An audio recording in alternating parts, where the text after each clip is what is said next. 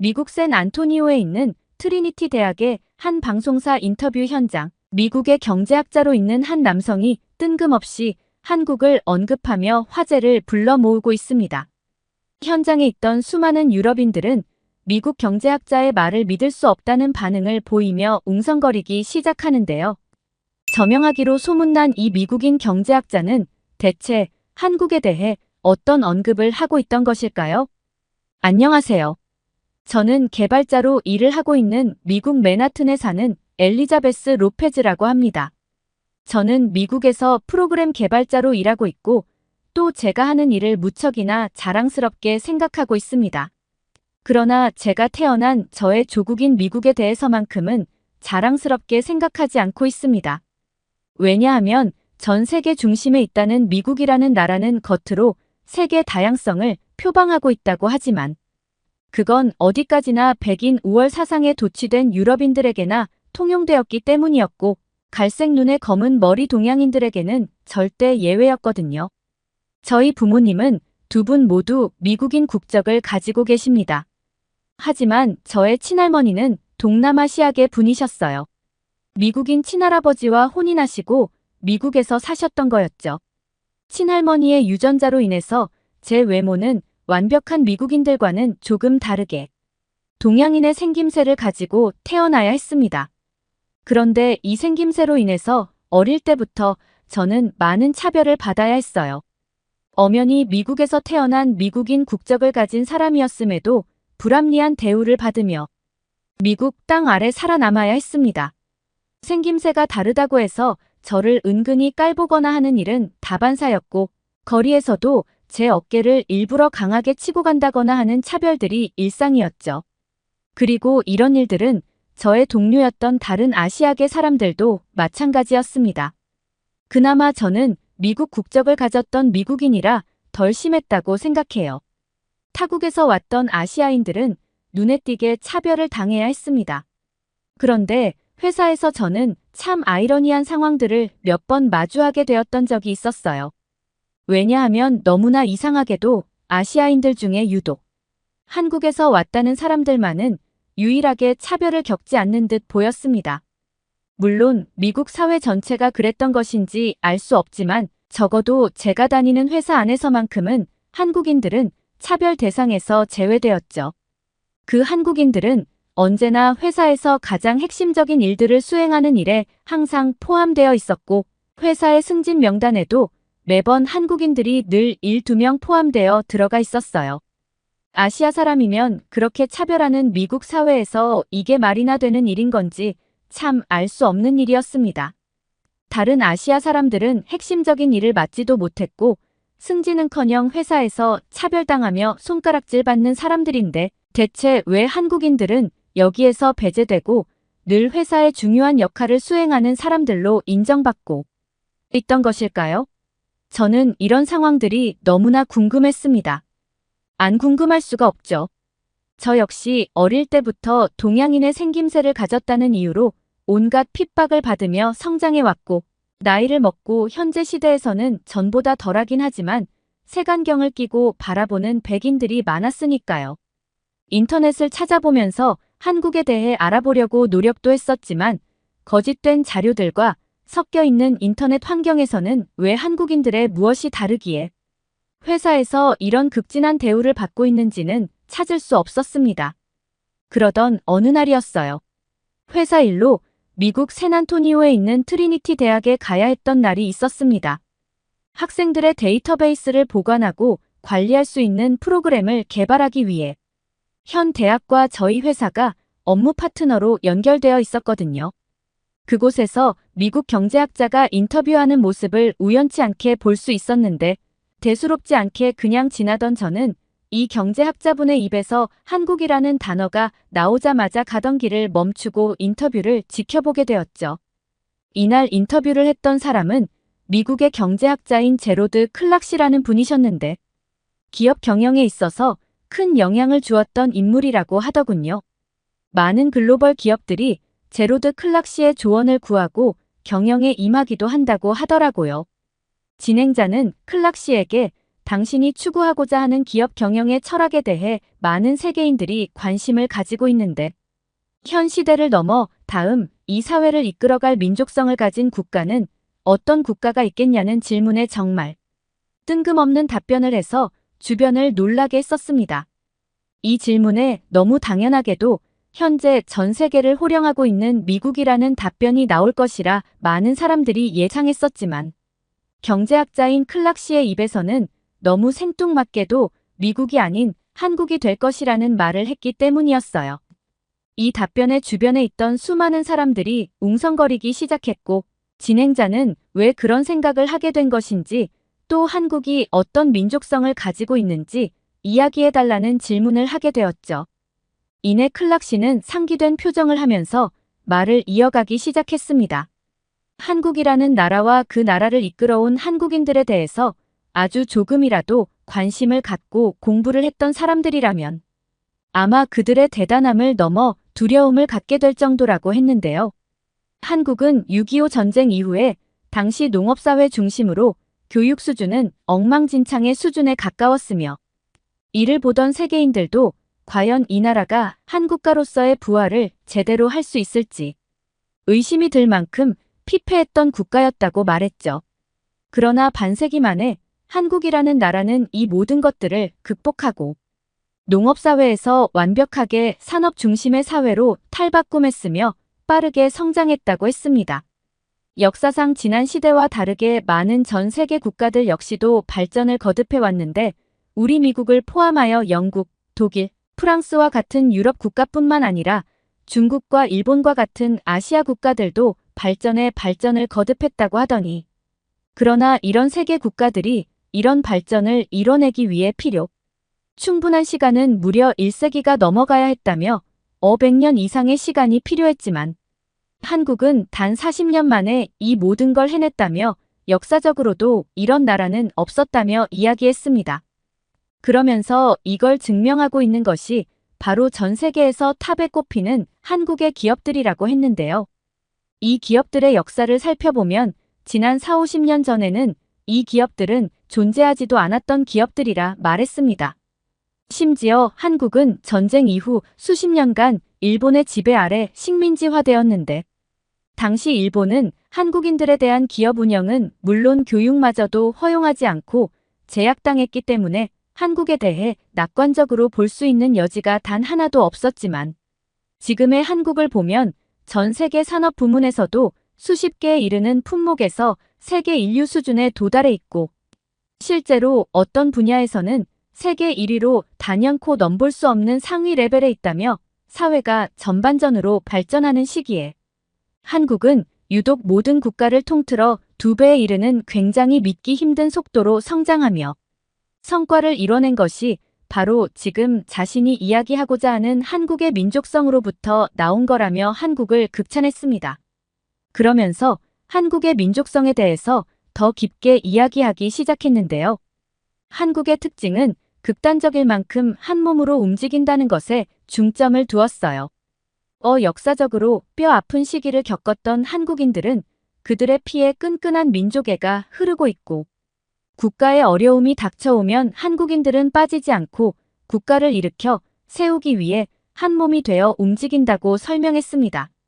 그러면서 IMF 사태에 대해서 이야기하기도 했죠. IMF를 겪는 국가들은 거의 도사하기에 이르고 나라가 급격하게 추락해버리고 말지만 한국은 한국인들이 모두 한마음이 되어 금 모으기 운동을 시작해 결국 가장 빠른 시기 IMF의 위기를 극복해낸 나라이기도 하다면서 이런 게 가능할 수 있는 나라는 장담컨대 유일하게 한국만이 가능할 거라고 이야기했죠. 한국이라는 공동체는 개인마다 다양한 개성과 주체성을 가지고 있는 여타 국가와 다르지 않지만 문제가 발생하거나 의기투합해야 하는 일이 발생하면 정말 특이하게도 강한 애착심과 뭉치려는 한국의 공동체 DNA가 흘러나오면서 하나가 된다고 설명했습니다. 전 세계가 보기에 폐허 수준에 가까웠던 이 작은 한국이라는 나라가 다시 일어나기 어려울 거라고 여겼지만 한국은 불과 반세기 만에 세계에서 가장 잘 사는 부자 나라로 손가락에 꼽히는 초강대국으로 성장해 버렸으니 이걸 어떻게 사실 설명해야 하는지 잘 모르겠다며 한국은 정말 대단하면서도 두려울 정도로 무서운 나라라고 말했어요. 그리고는 앞으로 다음 세대에 전 세계를 이끌어갈 민족성을 가진 나라를 굳이 뽑아야 한다면 자신은 의심의 여지 없이 한국을 선택할 거라고 말했습니다. 그러면서 한국에서는 너무나 당연하고 일상적인 것들이 다른 나라 사람들에게는 놀라움으로 다가온다고 했는데 세계적으로 저명한 미디어인 BBC에서조차도 한국의 유독 빠른 속도에 대해서 극찬한 바 있다고 했어요. 전쟁으로 피폐해진 국토를 다시 경제대국으로 일으켜 세우는데 한국의 빠른 속도와 습성은 한국에서 한강의 기적을 만들어내었다고 말했습니다. 한국이 모든 면에서 빠른 이 속도로 인해서 실제로 한국이 무려 매년마다 30에서 40%의 엄청난 속도로 성장을 거듭해 왔다는 것이 현실이었기 때문이었죠. 일부에서는 이런 빠른 문화가 오히려 서투르고 완벽하지 못할 수 있기에 문제가 될 수 있다고 말하며 다수의 경제 분석가들이 부정적으로 보는 시선들도 있긴 했었지만 이들의 주장이 무색하게도 한국은 정말 극단적인 시간에 놀라울 정도의 경이로운 경제 성장을 완벽하게 해버렸기 때문에 아무도 부정할 수 없다고 말했습니다. 한국의 가전기기와 유조선, 반도체 산업 부문에서 전 세계를 주름잡는 우수한 기술력을 보유한 국가로 완전하게 자리 잡았고 특히나 한국의 이 분야는 세계 최고 수준으로 우리 미국보다도 무려 4배 빠르고 아시아 강대국이라고 말하던 일본보다도 3배 이상 빠른 수준에 있다고 말했습니다. 한때 전 세계를 휘어잡았던 일본의 전자산업 기업들은 빠르게 변화하는 세계 트렌드에서 뒤처지기 시작했고 한국은 전자산업 부문에서 일본을 압도하며 선두자리를 꿰차고 있는데 이게 어느 정도 수준이냐면 세계 전자산업 5대 생산국 순위에서 한국은 단연 정상에 위치해 있다고 말했습니다. 예전에 세계를 주름잡던 일본은 현재 순위에서 한참 밀리며 낙후되기 시작했는데 이걸 숫자로 비교했을 때 일본에서 대표되는 8개 전자산업 기업들의 영업이익을 모두 합치더라도 한국의 삼성전자 1개 기업의 영업이익의 20배가 차이가 날 정도라고 했죠. 정말 놀라운 일이었습니다. 일본도 엄청난 경제대국이라고 말하는데 대표되는 8개 기업의 영업이익을 모두 합쳐도 한국의 하나의 기업 영업이익의 20분의 1밖에 안 된다니. 정말 한국은 어떤 나라인 건지 대단하다 못해 이 모든 게 그냥 믿겨지지가 않을 정도였죠. 클락 씨의 인터뷰 내용들을 보고 나니까 실제로 회사에서 한국인들의 모습이 생각나더라고요. 우리 회사에서 다른 아시아 국가 사람들은 그렇게 차별하면서 유독 한국인들에게만큼은 그러지 못하는지 저는 단번에 이해할 수 있었습니다. 실제로 전 세계에서 한국만큼 유일이라는 타이틀이 많은 국가가 또 있을까요? 한국은 식민지 경험을 했던 국가 중에 유일하게 선진국으로 발돋움한 국가이며 타국으로부터 지원을 받아야 했던 국가에서 지원을 해주는 강대국가로 발전한 유일한 나라였습니다. 이러한 한국만의 특별함 때문이었을까요? 회사에서 유독 한국인들에게 어쩌지 못했던 이유 말이죠. 실제로 한국인들은 조금 다른 면모를 보일 때가 많았습니다. 제가 트리니티 대학에서 클락 씨의 인터뷰 내용을 듣고 공감했던 것이 바로 민족성이었는데요. 회사에 있던 한국인들에게서 제가 가끔 눈에 띄게 와, 이건 정말 다르구나라는 생각을 가졌던 몇 가지 사건들이 있었습니다. 예를 들면 이런 거였죠. 강자에게는 엄청나게 강하고 약자에게는 지나칠 정도로 관대한 면모를 보이는 모습들이었죠. 다른 아시아 국가에서 왔던 직원들은 미국이나 프랑스, 영국과 같은 강대국, 국적을 가진 사람들을 만나면 일단 자신보다 위에 있는 사람들처럼 여겼고 아부 떨기에 바빴지만 한국인분들은 달랐거든요. 그들과 마주해도 기죽지 않고 오히려 그들에게서 이익을 가져오곤 했습니다. 전 세계에서 이런 모습을 보이는 국가는 단 하나도 없는 것을 고려했을 때 한국의 이러한 특징은 정말 특별하다고 느낄 수 있었어요. 실제로 회사에서 한국인들에게 이런 부분들을 많이 보고 느낄 수 있었습니다. 정말 특별한 발견이었죠. 한국인들은 동남아 국가 사람들이나 인도 등 아시아계 사람들을 대할 때와 미국이나 서유럽 국가의 강대국 출신의 사람들을 대할 때의 태도가 완전히 달랐거든요. 가끔 문화의 차이 때문에 아시아 출신 동료들이 한국인들에게 다소 무례한 행동을 할 때가 있었습니다. 그러나 한국인들은 그런 행동들을 만났을 때 정말 아무렇지 않게 그저 호쾌하게 웃어넘기며 늘 겸손한 태도를 유지했거든요. 하지만 강대국 출신의 동료들이 그러한 행동을 하면 한국인들은 절대로 그냥 두고 넘어가지 않았습니다. 한국인들은 그런 순간이 올 때마다 늘 자신감 있는 태도로 요목조목 명분을 내세우며 끝까지 항의했었고, 이런 한국인들을 잘못 건드렸다가 오히려 회사에서 징계를 받게 되는 유럽인들도 있을 정도였어요. 그렇다 보니 결국 회사의 주최국인 미국인들조차도 회사의 모든 우선순위와 분위기를 주도하고 있었지만 한국인들만큼은 절대 쉽게 건들지 못했습니다. 한국인들은 언어 습관도 정말 특별하고 신기하게 느껴졌었는데요. 사실 저는 한국 드라마의 영향을 받아서 한국어를 어느 정도 이해할 수 있는 수준에 있었습니다. 쓸 줄 몰랐지만 들을 수는 있었죠. 회사의 로비에서 가끔 커피를 마시다 한국인들끼리 뭉쳐 대화하는 말들을 엿들었던 적이 있는데 정말 흥미로웠어요. 요즘 세상이 많이 변했다고 하는데 미국은 아직도 인종차별이 많은 것 같아. 근데 아까 우연히 어떤 일본인이 베트남 출신 꼼씨에게 뭐라고 하는 것 같던데. 대체 왜 그런 거래 몰라. 그 일본인 여성 미국한테 엄청 아부 떨고 동남아시아 분들에겐 엄청 시비 걸고 다니더라고. 혹시 어떤 대목에서 제가 한국인 분들의 대화에서 흥미로움을 찾았는지 느끼셨나요? 한국어를 못하는 분들을 위해서 약간 부연 설명을 드리자면 한국인들은 상대적으로 약소국 출신의 사람들에게는 존칭을 사용하고 이들에게 차별을 하는 국가의 사람들은 그냥 막 불렀습니다. 보통 대부분 국가의 사람들은 한국인들과 반대되는 언어 습관을 가졌는데 한국인들의 이런 언어 습관은 정말 특별했죠. 사실 원래 인간이란 약자에게 강하고 강자에게 약하게 하는 태도는 당연한 본능이라고 할 수 있습니다. 그러나 한국인들은 어떻게 된 게 약자에게는 관대하면서 강자에게는 강한 태도를 보일 수가 있는지 너무 신기했어요. 그리고 한국인들과 비교되었던 건 앞서 한국인들이 이야기했던 외형적으로 가장 비슷한 일본인 동료들이었습니다. 이들은 정말 인간의 본능을 그대로 학습하고 있었어요. 전형적으로 약자에게 강하고 강자에게 약했거든요.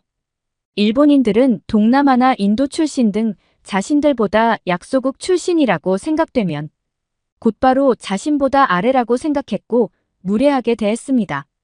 그리고 서양인들이 모여 뭔가 대화를 나누고 있으면 어떻게든 그 대화에 끼어들어 보려고 애쓰며 아첨하는 모습을 종종 보였습니다. 서구권에 있는 강대국 출신의 동료들은 그런 일본인들을 무시하며 비아냥대기도 했지만 일본인들은 그런 대우를 받고도 늘 비굴한 태도를 유지했죠. 저는 이러한 한국과 일본의 차이를 보고 굉장한 흥미를 느꼈고 도대체 한국인들의 자신감의 근원이 무엇인지 궁금하더라고요. 그래서 회사에 다니면서도 한국에 대해서 공부를 참 많이 했었습니다. 한국의 문화 역사, 미래 등등 이건 그냥 단순한 저의 호기심에서 시작된 일이었지만 정말 특별하게도 공부를 하면 할수록 한국은 엄청나게 인상 깊은 역사를 가지고 있다는 것을 깨달았습니다. 샌안토니오 브리니티 대학에서 들었던 이야기들이 모두 사실이었다는 것이 느껴질 때마다 팔에 소름이 돋으며 머리가 쭉 뼈 섰습니다. 한국은 역사가 짧은 미국과는 다르게 한국은 5,000년이라는 굉장히 긴 역사를 가지고 있었고 찬란한 역사를 지내왔던 나라였습니다. 한국은 지난 역사에서도 타국으로부터 많은 침략을 받아왔었던 나라였고 당시에도 지금과 다르지 않게 작은 영토를 가지고 있었죠. 하지만 그 작은 영토와 작은 수의 국민들은 한국을 점령하기 위해 침범해왔던 정말 수십 배 큰 대국들의 도발에도 단 한 번도 쉽게 영토를 뺏기지 않았고 그런 대국들도 한반도만 갔다 하면 진땀을 흘리고 패배해야 했던 역사적인 기록들이 굉장히 많았었죠. 그 기록들을 보면서 지금 대한민국에 있는 많은 한국인들의 강한 정신력과 대범함은 오래된 조상으로부터 이어져 온 것이구나 싶었습니다. 아주 인상 깊었던 내용도 있었는데 일본이라는 국가가 한국을 지배했던 시기였습니다. 일본은 한국뿐만 아니라 중국과의 전쟁에서도 승리하면서 중국까지 완전히 지배했던 적이 있었죠. 그러나 일본의 침략에 이은 지배 아래 보인 두 국가의 행동은 완전히 달랐습니다. 일본의 침략 때문에 중국은 한국인들에 비해 1000배나 넘는 사람들이 희생당했다고 하더라고요. 하지만 그럼에도 중국인들은 일본인들의 만행에 대해 어떠한 저항도 하지 못하고 무기력하게 당하고만 있었다고 합니다. 그저 공포에 떨며 숨기에 바빴다고 해요. 그렇다고 해서 사실 중국을 겁쟁이라고 비난할 수만은 없었죠. 왜냐하면 일본이 여러 나라를 침략했던 제국주의 시대에는 다른 서양 국가들 또한 여러 식민지들을 만들었고 식민지 국가의 사람들을 착취하고 학대했는데 대부분의 지배를 받아야 했던 국가 사람들은 중국인들처럼 아무런 저항도 못한 채 당하기만 했기 때문입니다. 그런데 유독 여기서도 한국인들만은 달랐습니다. 한국인들은 일본이 그들을 점령한 수십 년 동안 정말 끝도 없이 일본에게 저항한 민족이었거든요. 한국인들은 일본 군에 의해 뾰족한 날이 달린 도구들을 전부 뺏긴 상황에서도 농기구를 들고 일어나서 죽기 살기로 일본 침략자들에 맞서 싸웠고 식량을 강탈당해 굶주려야 했던 순간과 한글 사용 또한 금지되는 와중에서도 끝까지 군사훈련과 한글 교육을 게을리하지 않았었죠. 오히려 일본을 상대로 계속해서 게릴라전과 일본 주요 인사, 암살 작전을 펼침으로써 일본을 끈질기게 괴롭혔다고 합니다. 이들은 내 나라와 가족들은 내가 지킨다는 마음가짐 하나만으로 수많은 희생을 감수하면서까지 끝까지 침략자에 맞서 싸웠고 결국 일본은 식민지배 시절 한국의 국토를 침략했던 강자의 입장에 있으면서도 그런 한국인들로부터 수많은 희생과 패배를 맛봤어야만 했다고 해요. 그리고 결과적으로 봤을 때 그들은 그다지 이득이랄 것도 없는 수준의 성과를 거두고 한반도에서 도망쳐야만 했습니다. 실제로 일본의 점령 초창기에 한국으로의 파견을 원하는 일본군들은 상당히 많았다고 하지만 시간이 지날수록 일본군들은 한국인들의 끈질긴 저항과 흔들리지 않는 정신력에 겁을 먹고 한국에 파견되는 것을 꺼렸다고 하는데요. 그들은 모진 고문에도 절대로 기죽지 않는 한국인들을 보고 두려움에 떨며 날이 갈수록 한국의 게릴라전에 연전연패했다고 합니다. 한국과 중국의 이런 상반되는 역사를 보고 왜 중국인들이 한국의 문화를 뺏고 싶어서 안달이 났는지 그 이유를 이해할 수 있게 되었는데요. 앞서 말했듯 중국은 한국과 다르게 여느 피지배국들처럼 일본의 저항, 한번 제대로 못해본 채 무기력하게 당하기만 했거든요. 이건 그들에게 있어 엄청난 수치였던 것이죠. 시대가 현대화되어 가고 지난 역사가 묻혀가고 있는 이 시점에 중국인들은 중화 사상을 내세우며 뒤늦게 자신들의 위대함을 세계에 퍼뜨리겠다 이야기하고 있는 상태입니다. 근데 이게 좀 도를 넘어서는 수준에 이르렀죠. 실제로 저희 회사 중국인 동료 중에 이런 사람들도 있었습니다. 지금 영국 프리미어리그에서 월드클래스로 있는 대한민국 손흥민 선수를 한국인이 아니라 중국인이라고 우기기까지 했으니까요. 뭐 이해는 됩니다. 이런 한국의 모든 것들을 자신들이 갖고 싶을 만큼 대단한 업적들이었으니까요. 이렇듯 한국은 지배 국가들이 이득을 취하지 못했던 전 세계 유일한 국가였죠. 세계 최고 규모의 국토를 가진 중국과 경제대국이라던 일본이라는 국가 사이에서 한국은 끝까지 영토를 빼앗기지 않았고 자국의 문화를 끝까지 유지하면서 오히려 지배 국가들을 상대로 늘 이득을 취해온 국가인 동시에 미국과 중국, 일본 등의 강대국을 마치 동네 아저씨 보듯 손쉽게 대할 수 있는 전 세계 유일무이한 국가였습니다. 따라서 한국인들은 그들의 역사가 보여준 바와 같이 상대가 누구더라도 늘 당당하고 자신감 있게 살아올 수 있었던 것이죠. 물론 한국은 가난을 겪어본 적 또한 있기 때문에 빈곤의 감정을 이해하는 사람들이고, 이러한 이들의 경험은 상대적으로 약소국 사람들을 관대하게 포용하는 자세를 갖게 하지 않았나 싶었습니다. 한국을 제대로 알고 나니까 왜 회사에서 한국인들에게 유독 어떠한 차별 행위도 하지 못하는지 이해할 수 있었고, 저는 회사 휴가 시즌에 그런 한국이라는 나라를 경험해 보고자 한국행 비행기에 몸을 실었습니다. 한국으로 떠나는 비행기 안에서도 심장이 떨리더군요. 유구한 역사를 가진 한국이 정말 대단한 국가라는 것을 알 수 있었지만, 실제로 이렇게 그런 한국이라는 나라에 두 발을 딛는 건 처음이었으니까요. 그렇게 도착한 한국은 정말 믿기 힘든 정도의 엄청난 기술력을 가진 나라였습니다. 제가 태어난 미국보다도 어쩌면 비슷한 수준이거나 어떤 부분에서는 오히려 한국이 더 훌륭해 보이기도 했으니까요. 공항에서부터 제가 숙소에 가기까지 모든 순간마다 사람을 대하는 건 체계화된 사회적 시스템이었습니다. 단순한 기술 발전이 아닌 사람이 편리해질 수 있도록 하는 그런 시스템들이었어요. 이를테면 낯선 사람이 한국의 어딘가에 있을 때 자신이 가고자 하는 방향과 어떻게 가야 하는지에 대한 안내와 같은 시스템들 말입니다. 실제로 우리 미국만 하더라도 낯선 사람이 처음 와본 곳에 발을 딛게 되면 지도와 휴대폰 없이 그 어디도 찾아가기 힘들 겁니다. 하지만 한국은 아주 섬세한 안내 시스템들이 작동하고 있어서 처음 한국을 찾는 사람들도 쉽게 이용할 수 있도록 하고 있었죠. 제가 한국을 직접 경험하면서 느낀 것 중에 가장 기억에 남아있는 것은 바로 조화로움이었어요.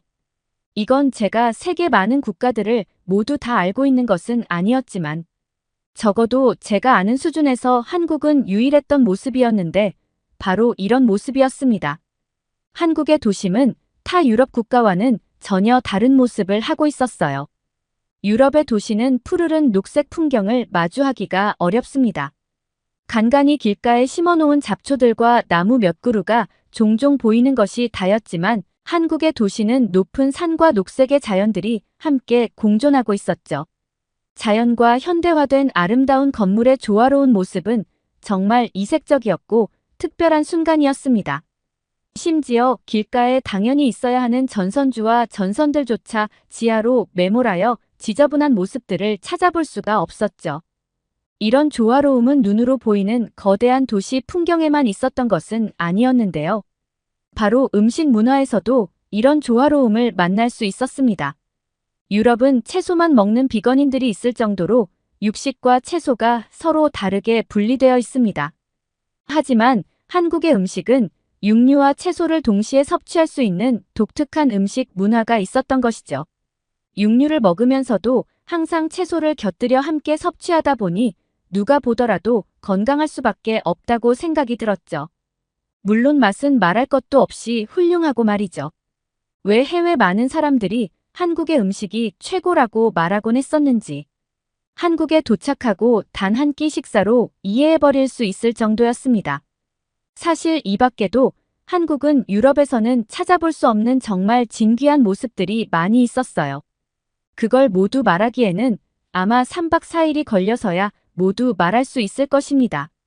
한국의 정말 독특했던 무인점포 시스템, 너무 편리했던 대중교통 시스템, 음식 문화 24시간 매장, 한국의 밤 한국인들의 친절까지. 그때 샌안토니오 트리니티 대학에서의 인터뷰에서 왜 저명한 미국의 경제학자가 다음 세대 세계를 이끌 민족성을 가진 나라는 단연코 한국이 될 것이라고 이야기했는지.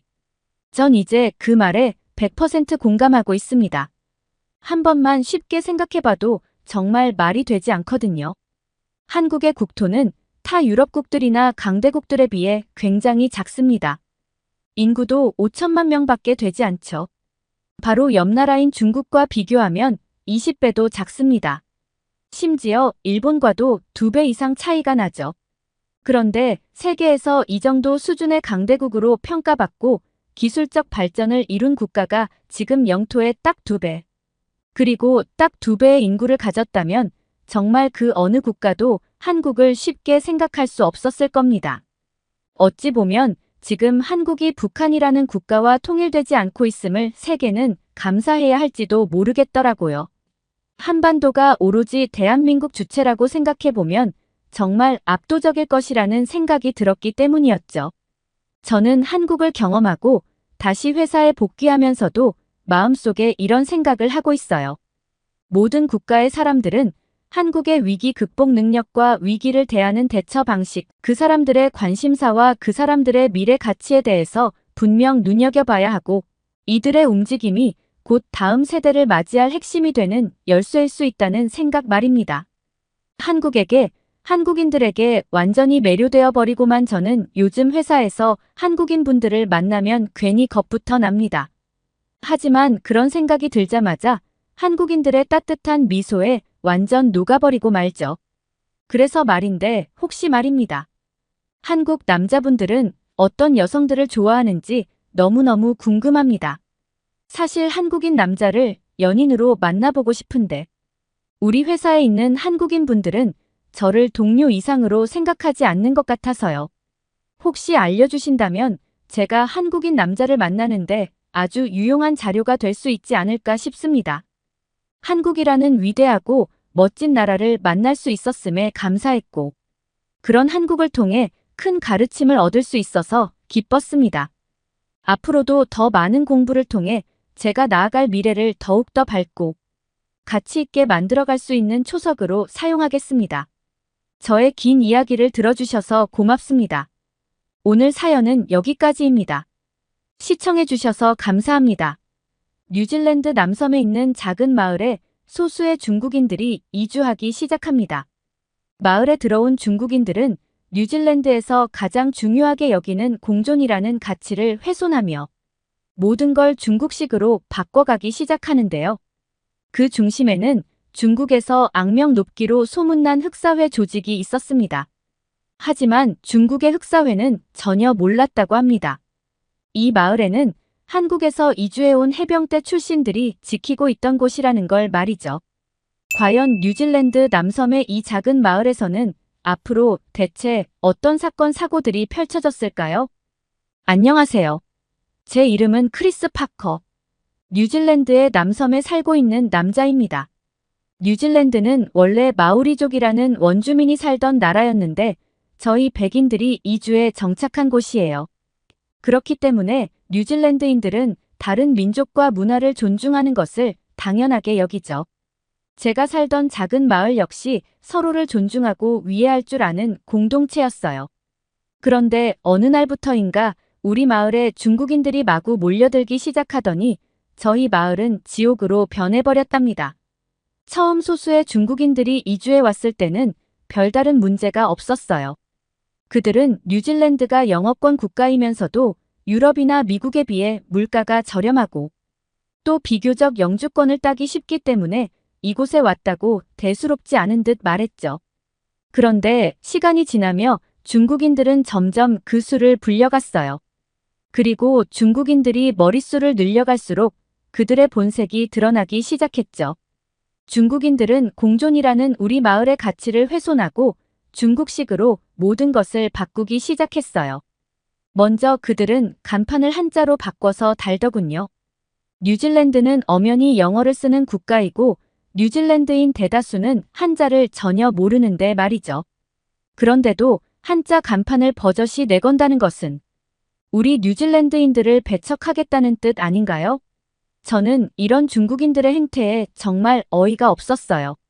뉴질랜드는 이 땅의 원주민인 마오리족을 존중하는 뜻으로 거리에 있는 대부분의 간판에 영어와 마오리족 언어를 함께 써둘 정도로 공존을 중요하게 여기는 나라인데 이방인에 불과한 중국인들이 우리나라를 망치는 것 같아 참을 수 없이 화가 났죠.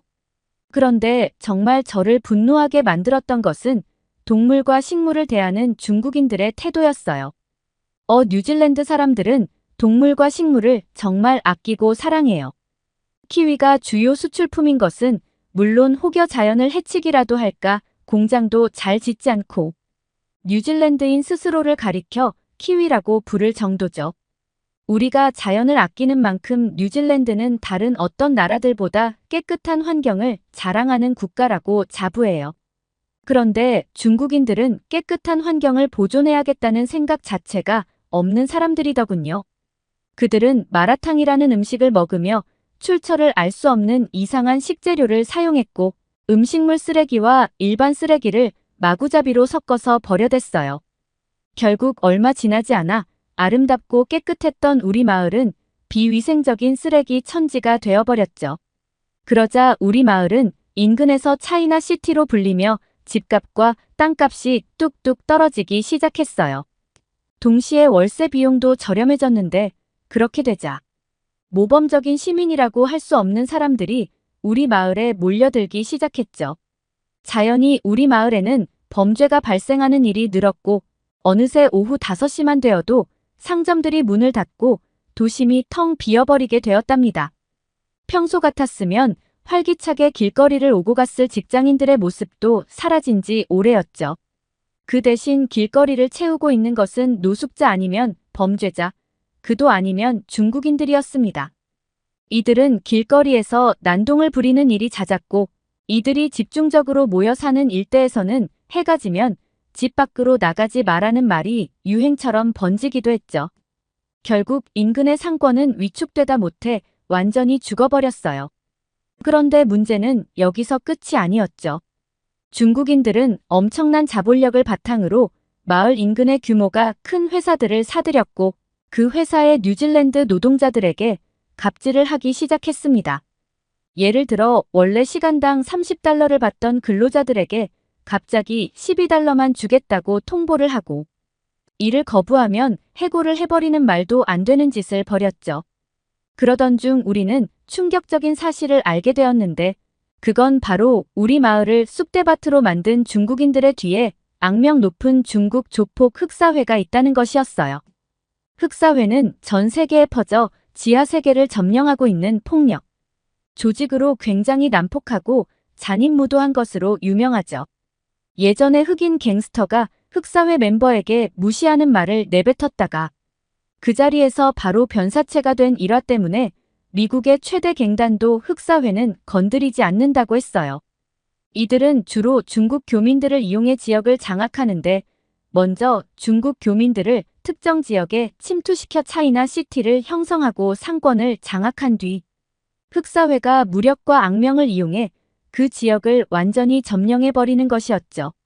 일단 흑사회가 자리를 잡으면 일정 기간마다 상인들에게 자릿세를 걷어갔고 만약 돈을 바치지 않으면 폭력을 행사한다고 했어요. 그렇게 무서운 놈들이 우리 마을에 들어왔다는 사실에 주민들은 절망했죠. 이제껏 살아온 삶의 터전을 버리고 이곳을 떠나야 하나 고민하는 사람들도 있었습니다. 그러던 중 예상치 못했던 중국인들의 천적이 등장하는데 그건 바로 한국인들이었습니다. 당시 우리 마을 사람들은 절망과 공포에 사로잡혀 아무것도 못하고 있었고 게으른 경찰들 역시 도움이 되지 못하는 상황이었죠. 하지만 시내에서 작은 24시 한인마트를 운영하시던 김씨 아저씨네만은 다르더군요. 아니 그러고 보니 김씨 아저씨네뿐만이 아니었어요. 우리 동네에 사는 한국인 가족들은 전부 평소와 다름없는 일상을 살고 있더군요. 평소처럼 청소를 하고 가게를 운영하고 이웃을 만나면 인사를 나누고 오히려 너무나 평소와 같아서 충격적일 정도였어요. 어안이 벙벙해진 마을 사람들은 한국인들에게 다가가 당신들은 흑사회가 무섭지도 않냐고 물었죠. 그러자 한국인들은 충격적인 답을 내놓았습니다. 그들은 중국인을 비롯한 흑사회가 발톱의 때만큼도 무섭지 않다고 하더군요. 저는 처음에 한국인들이 허풍을 친다고 생각했어요. 아니면 공포에 이성이 마비되었거나요. 그런데 한국인들의 자신감에는 뚜렷한 근거가 있었습니다. 한국인들은 과거 이미 흑사회를 잘근잘근 짓밟아버린 경험이 있더라고요. 지금으로부터 20년 전 세계로 세력을 확장해가던 흑사회는 한국의 서울 가리봉동 일대에도 조직원들을 보냈고 그 일대를 쑥대밭으로 만들기 시작했다고 해요. 그때만 해도 흑사회는 손쉽게 한국을 차지할 수 있을 거라고 생각했죠. 그렇게 각종 불법 사업에 뛰어들어 떼돈을 벌겠다는 단꿈에 빠져있던 순간 생각지도 못한 일이 일어나고 맙니다. 흑사파 조직원 7명이 구속되고 25명이 불구속 입건되며 한국에서 흑사회가 완전히 괴멸되어 버린 경이로운 일이 벌어진 것인데요. 이 사건의 뒤에는 한국인 특유의 단결력과 엄청난 전투력이 숨어 있었다고 합니다. 먼저 다른 국가의 상인들은 흑사회가 협박을 하면 그대로 무릎을 꿇어버리는데 한국의 상인들은 흑사파에게 겁을 먹기는커녕 그들에게 꺾이지 않는 기계를 보여주었다고 해요. 거기에 더해 흑사회 조직원이 숨어있는 장소를 신고하거나 자신이 목격한 것을 경찰에 적극적으로 증언하여 흑사파 일당을 소탕하는데 1등 공신 역할을 했다고 하더라고요. 여기에 발맞춰 압도적인 무력과 투철한 사명감을 가진 한국의 경찰들이 신속하게 출동하여 흑사회 조직원들을 박살낸 것이고요. 흑사회 놈들은 그 수법이 잔인하고 극악무도한 것으로 전 세계적으로 유명한데 그런 놈들을 한 방에 때려 잡았다니 새삼 한국인들의 능력에 감탄하게 되더군요. 결국 저희는 믿을 것은 한국인밖에 없다는 결론에 도달하게 되었고 김씨 아저씨네를 비롯한 한국인들에게 부탁하기 시작했어요. 우리 마을을 좀먹고 있는 저 중국인들을 내쫓아달라고 말이죠. 그러자 김씨 아저씨는 이렇게 말씀하셨습니다. 중국인들은 끈질긴 경향이 있어요. 한번 이곳에 발을 들인 이상 쉽게 포기하지 않을 겁니다. 이건 긴 싸움이 될 거예요. 그래도 우리 모두 힘을 내서 싸워보도록 하죠. 한국인들은 위기가 닥치면 더 강해지거든요. 우리 절대로 나쁜 놈들에게 굴복하지 맙시다. 그날 이후 우리 마을 사람들은 변화하기 시작했어요. 중국인들에 대한 패배감과 두려움을 떨쳐내고 우리가 원래 살던 일상으로 돌아왔죠. 우리는 먼저 중국인들이 더럽힌 우리 마을을 깨끗하게 청소하기 시작했어요. 깨진 유리창이 있으면 튼튼한 유리로 갈아 끼우고 지저분한 낙서가 되어 있는 벽면은 깨끗하게 다시 칠했죠. 그러자 우범지대 같아 보여서 당장이라도 범죄가 일어날 것만 같아 보였던 우리 마을이 원래의 모습을 되찾기 시작했습니다. 사람들은 다시 활기를 띠고 거리를 걸어 다녔고 그럴수록 마을은 점점 더 안전해졌죠. 물론 그 과정이 쉽지만은 않았습니다. 부끄러운 이야기지만 백인들 중에는 동양인을 무시하는 인종차별주의자들이 있고 그들은 우리가 왜 열등한 동양인의 지시에 따라야 하냐며 비협조적으로 나왔죠. 그들의 무례한 태도에 화를 내거나 우리를 도와주는 것을 중단할 법도 한데 한국인들은 그러지 않았어요. 오히려 한국인들은 이성과 논리로 백인들의 억지에 맞섰죠.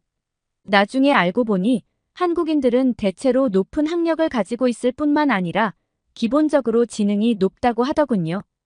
그런 똑똑한 한국인들 덕분에 우리 마을 사람들은 별 탈 없이 하나로 똘똘 뭉칠 수 있었답니다.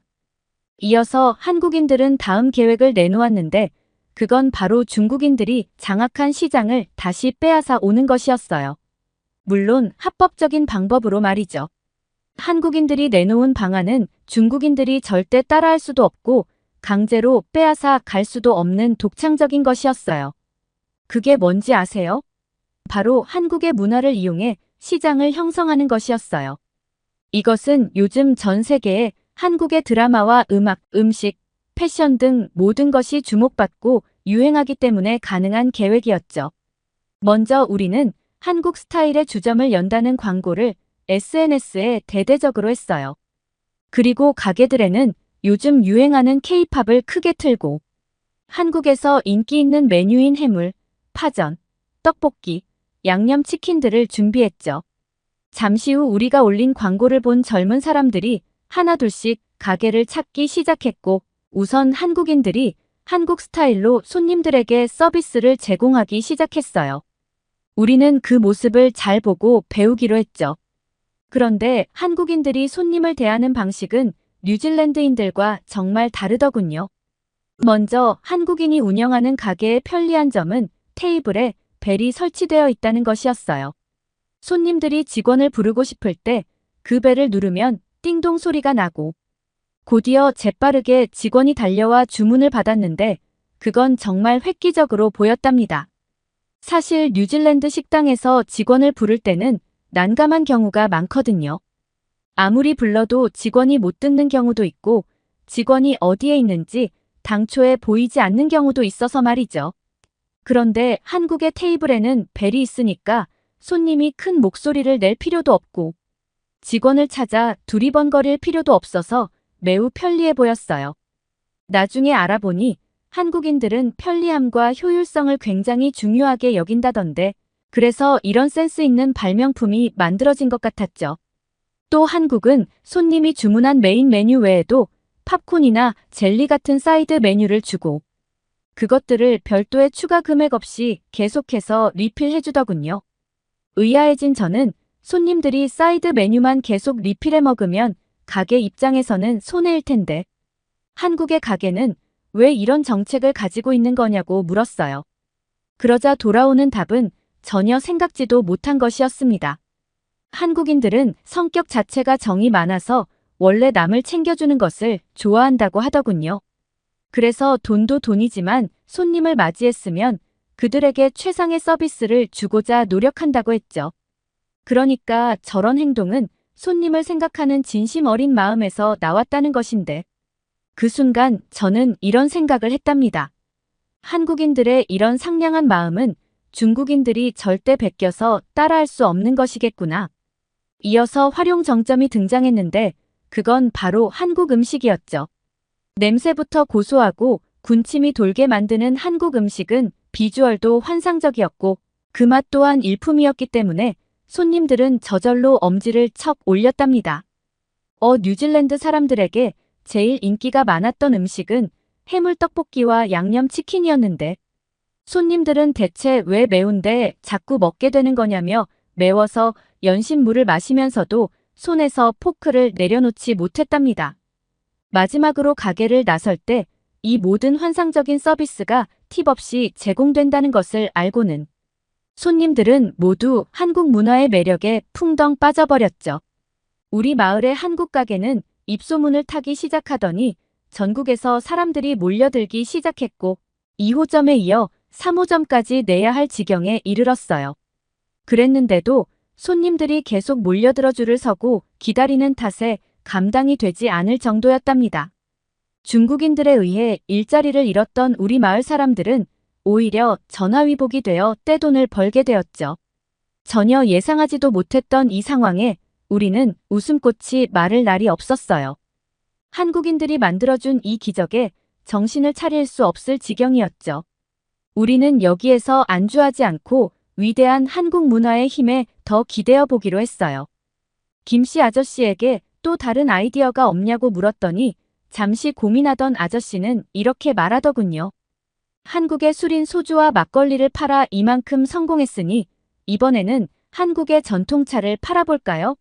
그렇게 한국의 전통 찻집이라는 다음 계획이 실행되었고 우리는 그곳에서 식혜와 약과를 팔기 시작했어요.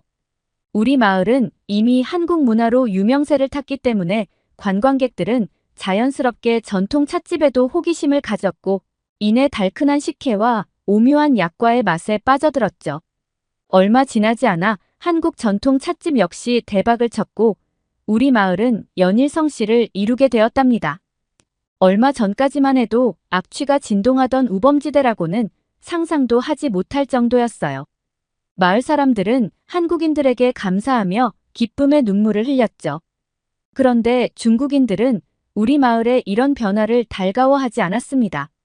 그들은 막강한 자본력과 상대적으로 더 많은 인원수를 바탕으로 뉴질랜드를 장악하려 했는데 그 계획에 차질이 빚어지고 있었으니까요. 세계에서 제일 막강하다는 미국에 침투하는 것조차 성공한 흑사회인데 고작 뉴질랜드라는 작은 나라 하나 어쩌지 못하고 있다는 게 그들로서는 납득이 되지 않는 상황이었죠. 아마 흑사회는 아주 쉽게 뉴질랜드를 손에 넣을 수 있을 거라고 생각했을 겁니다. 늘 그래왔듯 중국 교민들을 꾸역꾸역 밀어넣고 그들을 이용해 세력을 확장해 나갈 계획이었겠죠. 뉴질랜드의 경찰들이야 무력한 솜방망이들로 유명하니 우리를 더 얕잡아 보았을 겁니다. 어쩌면 어떤 부패한 경찰에게 뒷돈을 찔러주고 대충 합의를 볼 생각이었을지도 모르죠. 그런데 우리 마을에는 호랑이 같은 한국인들이 떡하니 버티고 있었고, 계획이 틀어져 약이 바짝 오른 흑사회는 이제 본격적으로 무력을 행사하기 시작했습니다. 흑사회는 자신들의 야욕을 숨길 생각조차도 없는 듯 여기저기서 행패를 부리며 자릿세를 내놓으라 협박을 해댔어요. 저들의 행패에 지쳐 우리 모두 이제는 진짜 마을을 떠나야 하나 생각하던 순간 김씨 아저씨는 뜻밖의 말을 꺼냈습니다. 그건 바로 자경단을 만들자는 것이었어요. 여러분, 우리가 왜 저 파렴치한 인간들 때문에 살던 곳을 버리고 다른 곳으로 도망치듯 떠나야 합니까? 우리가 뭘 잘못했다고요? 우리 다 같이 힘을 모아 저들의 폭력에 맞서 싸웁시다. 김씨 아저씨를 비롯한 한국인들은 결연한 의지를 불태웠고 흑사회의 무시무시한 협박에도 굴하지 않는 그들을 보며 마을 사람들은 한국인들의 뜻에 따르기로 했습니다. 일반인이 폭력배에게 맞선다는 것이 어쩌면 바보 같은 선택일지도 모르지만 용감한 한국인들을 보자 우리도 할 수 있다는 용기가 생겼거든요. 그렇게 우리는 자경단을 결성했고 얼마 뒤 눈으로 보고도 믿지 못할 충격적인 경험을 하게 되었답니다. 먼저 우리는 김씨 아저씨를 자경단의 단장으로 추대했고 단장의 지휘 아래 움직이기 시작했어요. 단장은 자경단을 몇 개의 조로 나누었고 각각의 조들은 돌아가며 마을의 경계 근무를 섰어요.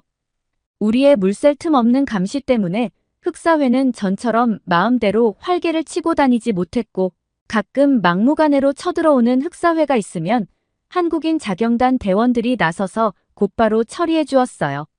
사실 처음에 흑사회와 한국인의 싸움이 붙었을 때 저는 한국인이 질 거라고 생각했거든요. 싸움이 본업인 사람과 일반인이 붙으면 일반인이 지는 게 당연한 일이잖아요. 그런데 결과는 제 예상과 정반대였죠.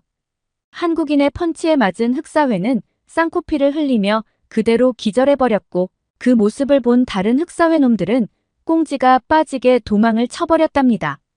저는 대체 이게 어떻게 된 일인지 깜짝 놀라 말문이 다 막혔는데 잠시 후 한국인들이 숨겨두었던 힘의 비밀을 알게 되었답니다. 알고 보니 평범한 마트 사장인 줄 알았던 김씨 아저씨는 특수작전을 수행하는 해병대 대원이었던 것이었어요.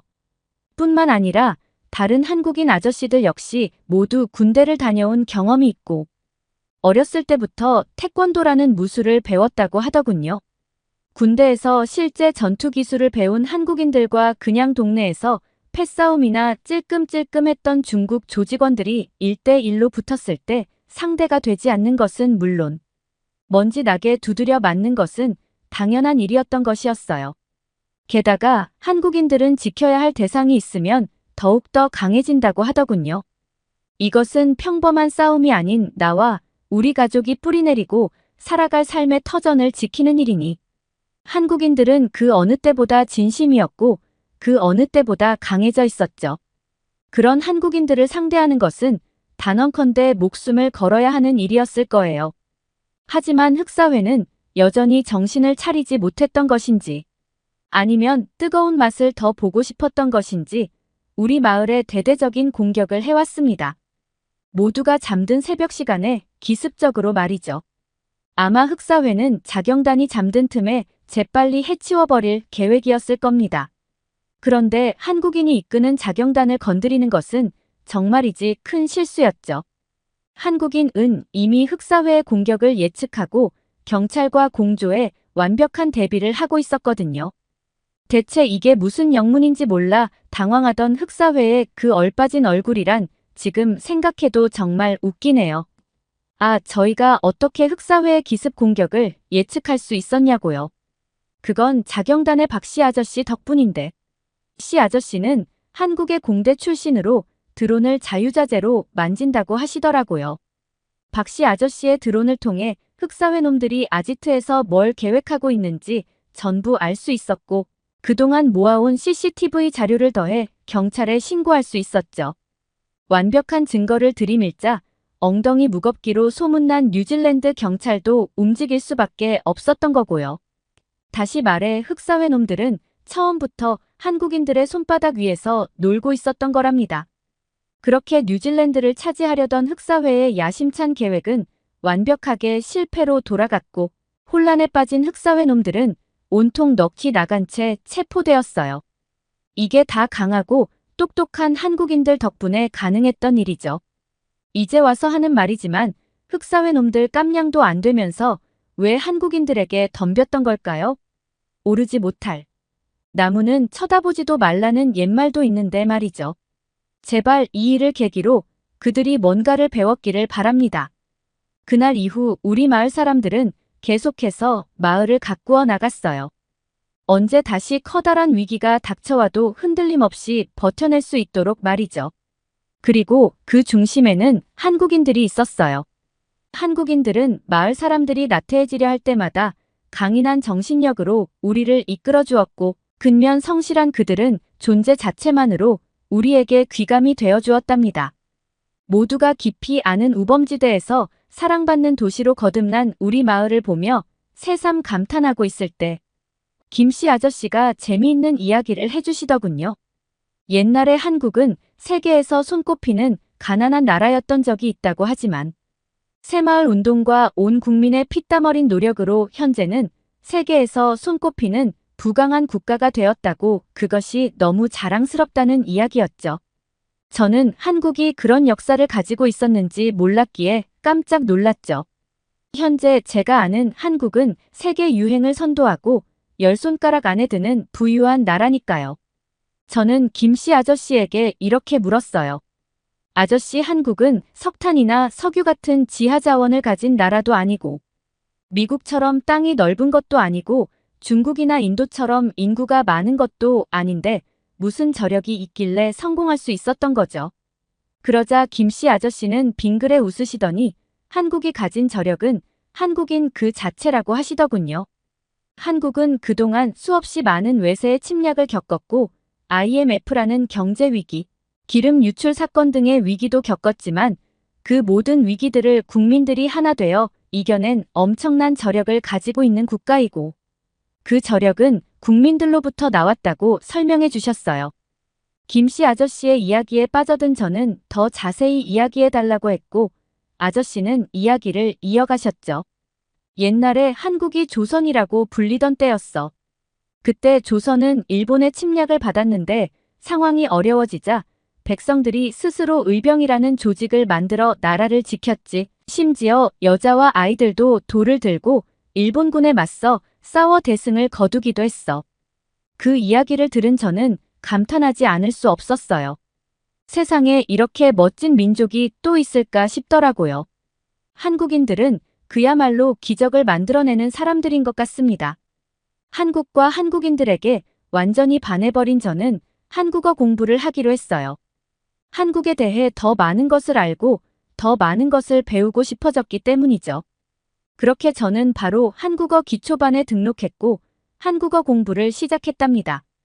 그런데 뒤늦게 어른이 되어 외국어를 배운다는 것은 결코 쉬운 일이 아니었어요.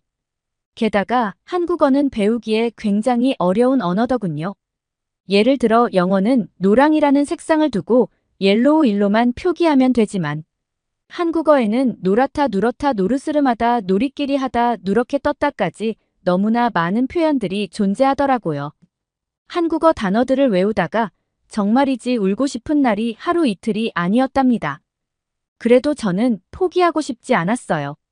한국은 제게 끈기와 열정을 가르쳐 주었고 저는 배운 그대로 실천하기로 했죠.